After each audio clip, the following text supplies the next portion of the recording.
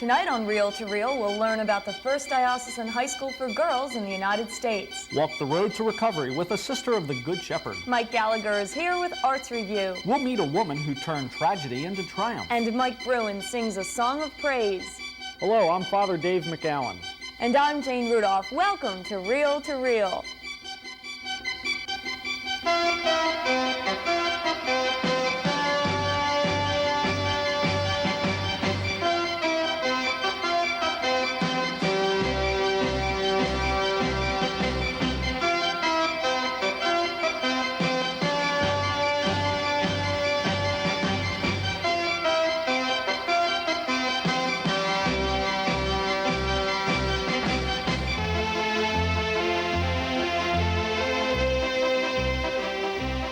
Good evening and welcome. This is Thanksgiving week, a time to be with family and friends and to reflect on the numerous blessings we've all received. Celebrated in conjunction with Thanksgiving is National Adoption Week.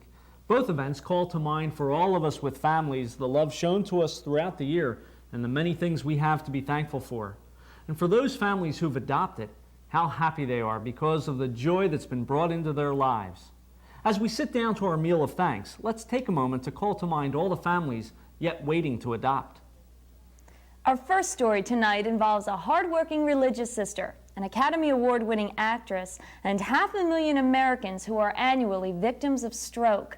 5 years ago, Sister Marie Dolores Walsh suffered a stroke that changed her life, and through her subsequent actions, the lives of many others.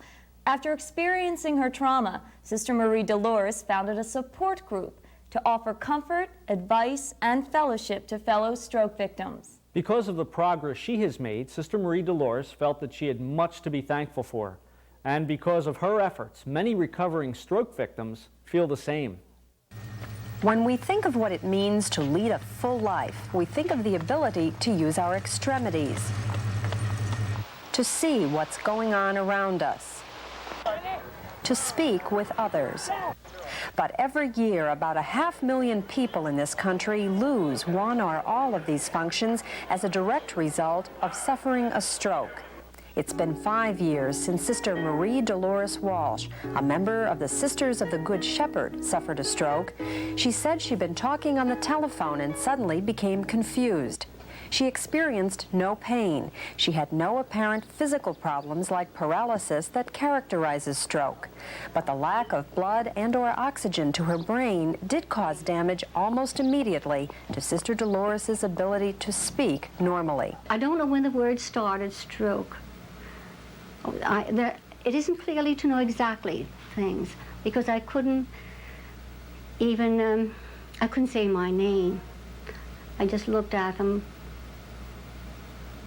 I wasn't paralyzed, but I got part of the name.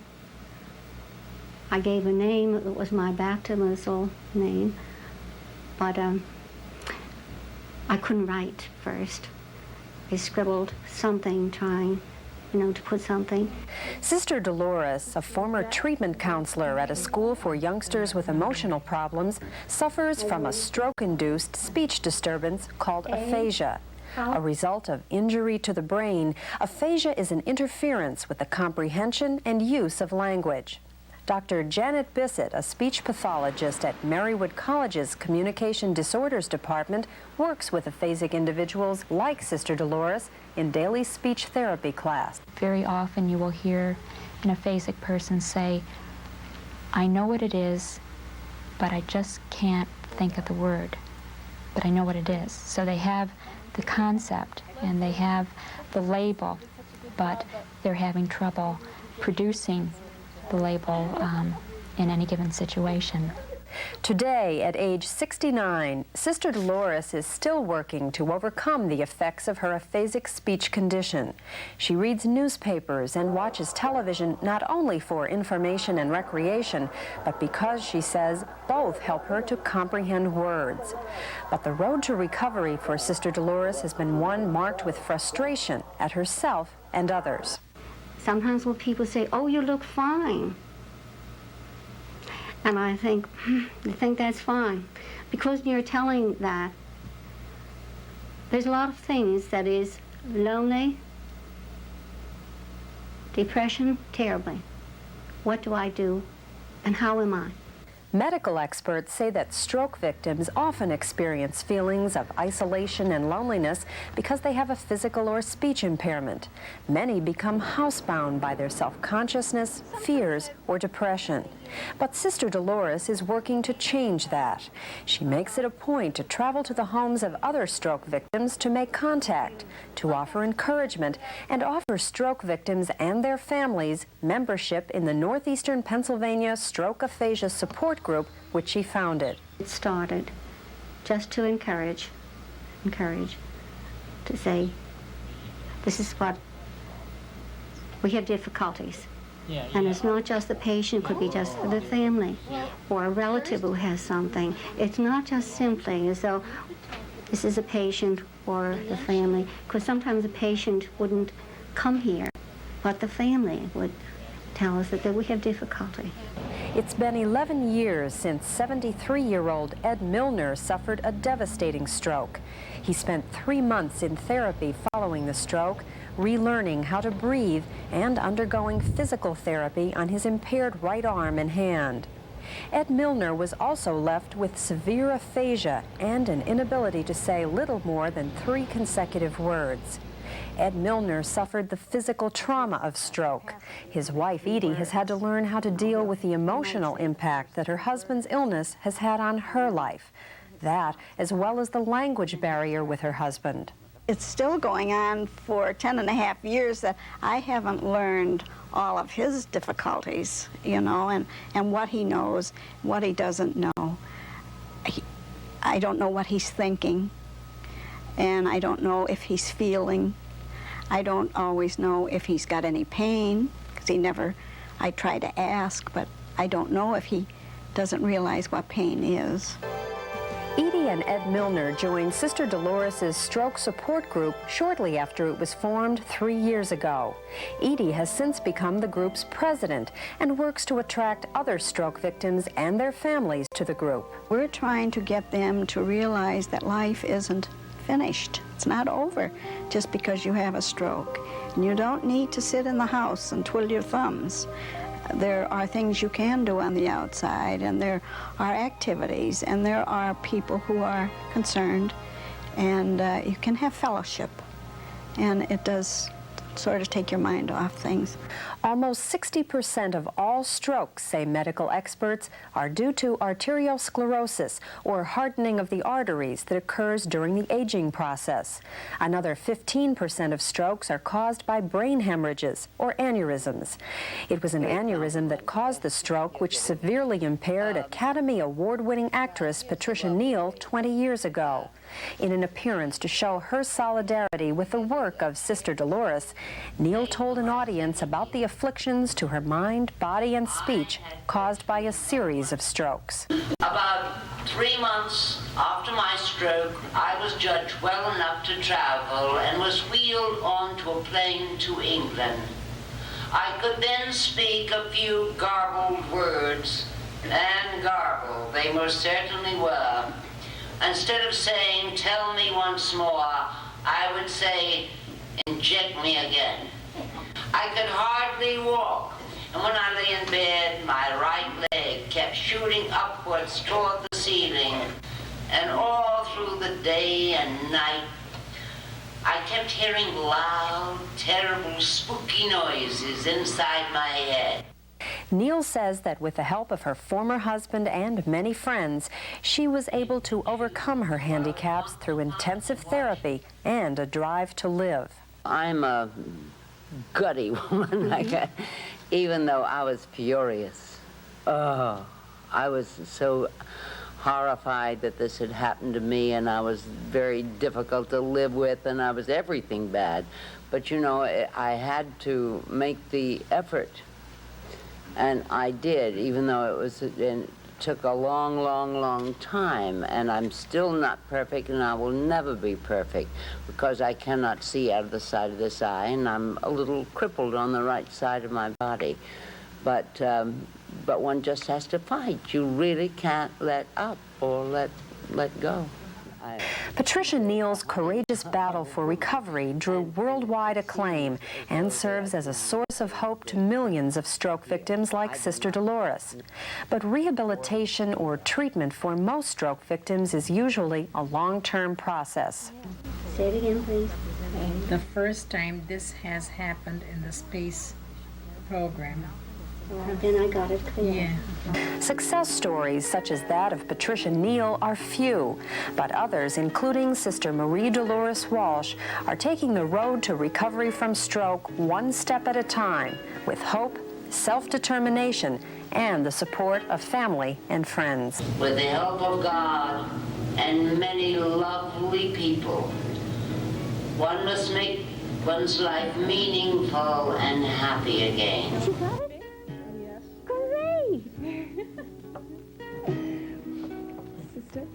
Keep in mind that one of the nicest ways to say thanks this week is to get to Mass with your family. Don't go away. We'll be right back.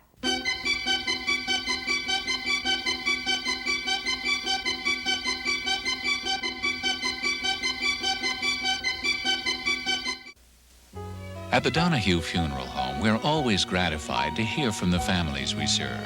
Over the years, many bereaved families have told us how much they appreciated the warm, home-like atmosphere of the Donahue Funeral Home. To make such moments perhaps a little less difficult, the Donahue Funeral Home suggests that you discuss with us now, in the privacy of your home, pre-arrangement and the financial advantages and peace of mind it brings. That's what living is all about.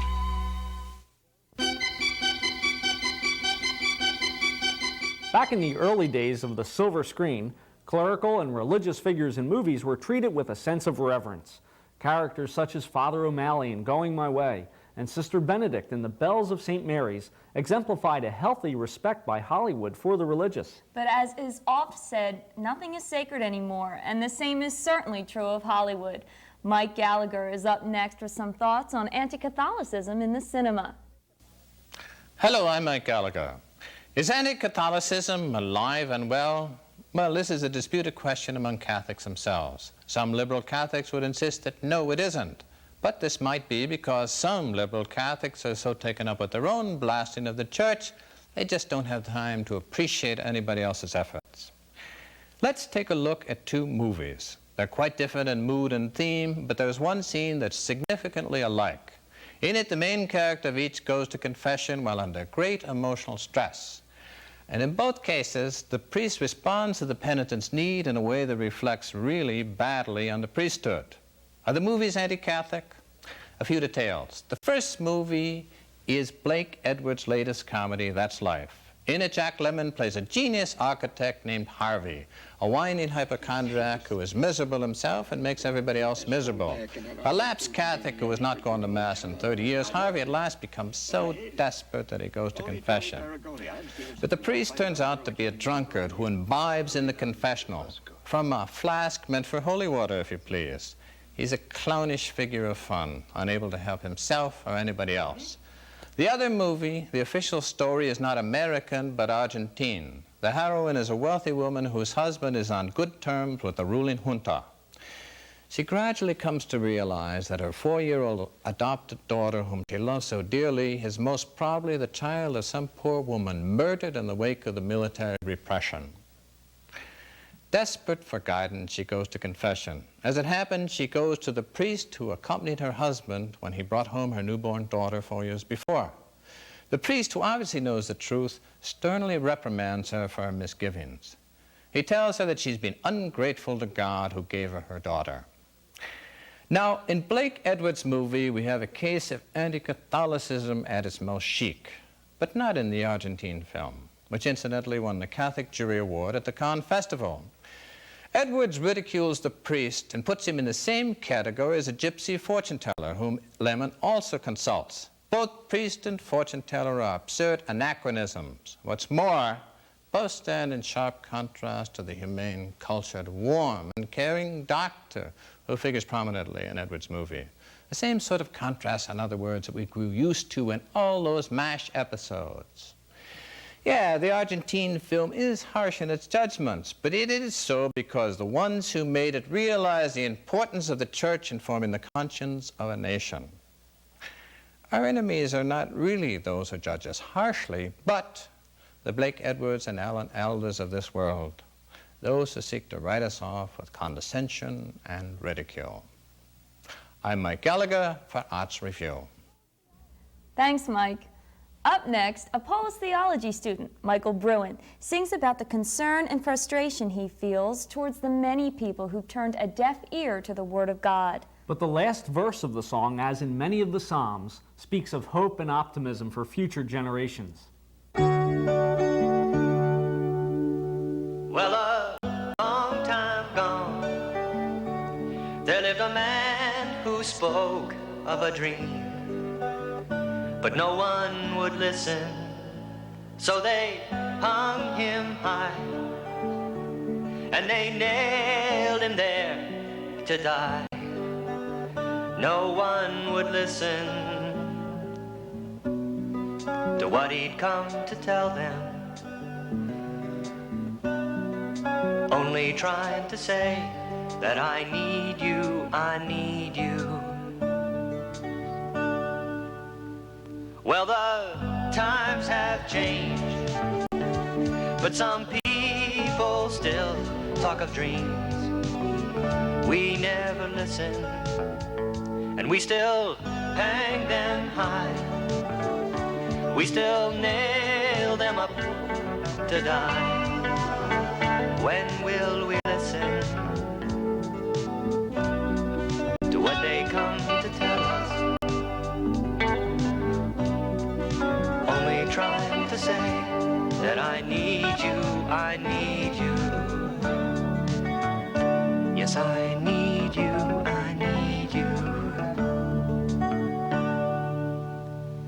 Well, a long time gone, there lived a man who spoke of a dream. We still won't listen, but we won't hang him high.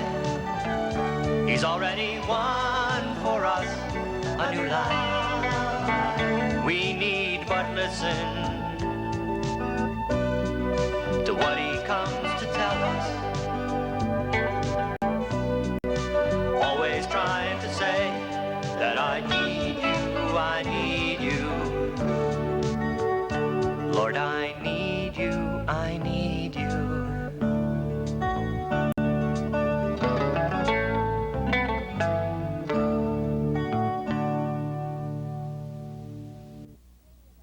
We're going to take a short break now. So please, stay with us.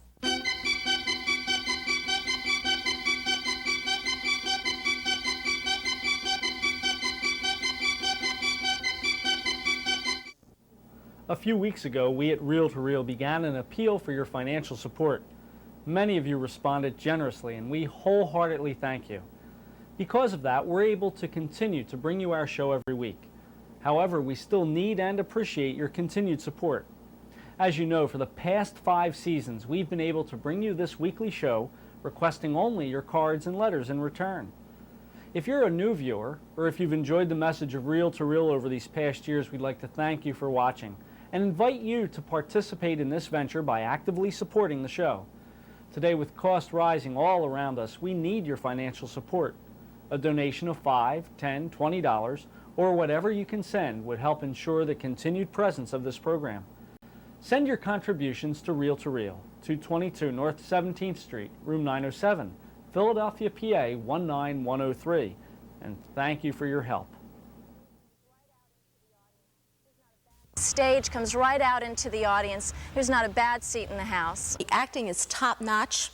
The scenery is creative. The atmosphere is always exciting. It's really beautifully done. It's directed well. It's very flexible. It's creative. It's really great. They're very professional, extremely. There's a chemistry there that makes it enjoyable to attend the theater. Villanova's theater season continues with the production of the Bacchae till December 7th. Call for information. Philadelphia is known for a lot of firsts. The first Continental Congress and the first volunteer fire department. The first hospital in the United States and the world's first giant clothespin. And the first diocesan high school for girls in the U.S. It opened in 1912 as Catholic Girls High. And in 1925, it became John W. Hallahan Catholic Girls High School. Here's Father Joe Glass to tell us more about it. Many of the things here in the archives of St. Charles Seminary have been acquired by donations. Local benefactors have been essential to the growth of the Catholic Church, and this is especially true in the case of Mary Hallahan McMitchin. Mrs. McMitchin had great business knowledge and instinctive financial foresight. She used these gifts to advise her brother, John W. Hallahan, on his financial and commercial affairs. With Mary's guidance, John became a wealthy man. It was this business experience and the realization of the lack of secondary education for women that made Mrs. McMitchin appreciate the need for a girls' Catholic high school in Philadelphia. During the early 1900s, the Philadelphia Archdiocese lacked the funds to build a girls' high school, and what existed instead were 5 high school centers for girls. Then Superintendent of Catholic Schools, Father Philip McDevitt, campaigned zealously for a Catholic girls' high school, and on April 8, 1908, Father McDevitt's prayers were answered. A $100,000 donation toward the fund for a girls' high school was received from Mrs. McMitchin. She donated the money in memory of her brother John, who died in 1907. Catholic Girls High School, the first diocesan high school for girls in the United States, opened in Philadelphia on September 18, 1912, with 326 freshmen. In 1925, Mary McMitchin died, and in accordance with her will, Catholic Girls High School became John W. Hallahan Catholic Girls High School. I'm Father Joe Glass with this moment in history. During the Thanksgiving holiday, we're prompted to do more than just gather together for a feast. We're called to give thanks for all the good in our lives, and especially for our families. The bustle of holiday preparations can interfere with the true spirit of Thanksgiving, so it's important to take time away from preparing the dinner to acknowledge the gift of family, whether the family is a small group or extended to include a crowd. Up next, we'd like to introduce you to the Kellys, who don't need any additional people to round out their family. With 8 children, every meal seems like a holiday. When James and Molly Kelly were married 25 years ago, they looked forward to a life of nurturing the future of their family. Yet when tragedy struck 13 years after the wedding, Molly's outlook on life was drastically changed. Jim and I were married April 8th, 1961. We have 8 children, and we had them rather rapidly, 8 and 13 years. I always love to tell people my kids' names: Jimmy, Michael, Patrick, Brendan, Mom, Mary, Kate, Kevin, and Dan. My husband, as a physician, was very active in the pro-life movement in the early 70s because I guess you could say he saw the handwriting on the wall. He felt the growing lack of respect for human life. Jim and I used to go away every year, once a year in the wintertime with 4 other couples. And we never went skiing because we considered it too dangerous and we didn't know how to ski. So we used to occasionally go sledding at these places, and we did that weekend go sledding. And Jim came down the hill. It had rained the night before, which we didn't realize, so there was a base of ice on the hill, and he hit a bump, veered off to the right, hit a tree, and died on the operating table that day. I guess, you know, one of my most vivid memories is having to come home and tell the children. I just wanted to get home very quickly. I know when it first happened to me, my grief was untouchable. And I really could not be consoled by people who knew Jim because I didn't want to hear how much they missed him. And that was selfish of me, but I did not want to hear it. It was my grief, my Jim, my children's Jim, and I couldn't share it. Despite the tragedy, Molly never gave up. It was her indomitable spirit that pulled her through. I always wanted to go on. I always wanted to make it. There was never a feeling that I wasn't going to make it. I loved Jim too much. There was just no way I was going to ruin something that we had. I knew exactly what he would want me to do, meaning our goals didn't change. I very much wanted to make things all right for the children. I really wanted to feel Jim's presence in my life. I felt that if I was going to make it, and I wanted to make it, and I felt that I would, that I would have to feel him in my life. And I thought, you know, how am I going to do that? Molly responded by adopting the cause that had been so vital to Jim, the fight to respect life. At first unsure of her abilities, Molly gradually began to speak out on the pro-life issue. Now, 11 years after that first step, Molly travels across the country, delivering over 300 talks a year.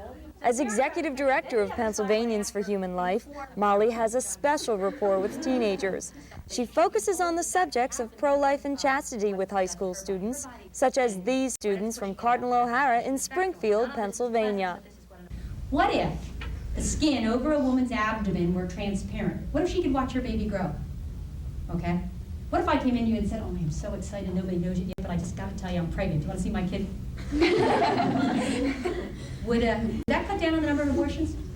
I speak to 20,000 teens a year, give about 300 talks. I cannot tell you how impressed I am with their generation, and there's no way I would say it if I didn't believe it. Little by little, and it was very difficult for me because I was not a public speaker. And it was something that, if somebody put down, Molly, you are going to give 300 talks a year. It's the type of thing where, no, you have the wrong Molly, not me. I think it's pretty neat. I could never see her out, public speaking. If you just saw her, she just wasn't the kind of person that you'd see in front of a crowd. But now she's really good at it. I guess it took a lot of practice, but she's a very good public speaker. 11 years have passed since Jim's death. Today, Molly has learned to balance the tragedy with the good in her life, due in large part to the love of her children and the newest member of the family, granddaughter Monica. Yet they can never fill the void Jim left. Your life is unmeasurably changed from that day onward and will indeed never be the same. I thought it would never be good again, but it certainly has in many ways been good. I'm extremely thankful, most especially for my family, for my children. They have certainly been good to me. I'm very thankful that I have them and that we're a very close family. I'm thankful that God has called me into the pro-life movement. I feel that that's kind of my second marriage. I have a lot to be thankful for, and that keeps me going. That's my fuel. Molly remembers when she first lost her husband that many people came to visit her and offered comfort and support, but it wasn't until she started to give that she truly started to heal. Now remember, this is National Adoption Week, so if you'd like more information about adoption, be in touch with us and we'll put you in touch with the Adoption Department of Catholic Social Services. Write to us here at Reel to Reel, 222 North 17th Street, room 907, Philadelphia, PA 19103. That's 222 North 17th Street, room 907, Philadelphia, PA 19103. Or call us during business hours at 215-668-9842. That's 215-668-9842. Next week, travel with us to Villanova's Vasey Theater as Father Tom Legere continues his talk on midlife crisis. Thank you for joining us, and everyone, have a happy Thanksgiving. Good night, and give thanks joyfully, for Jesus is Lord.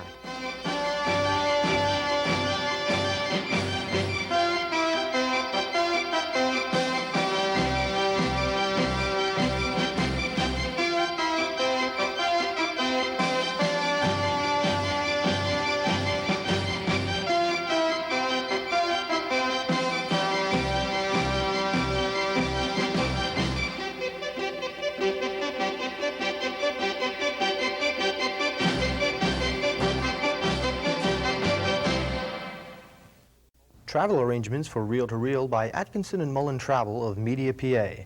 Phone area 215-565-7070.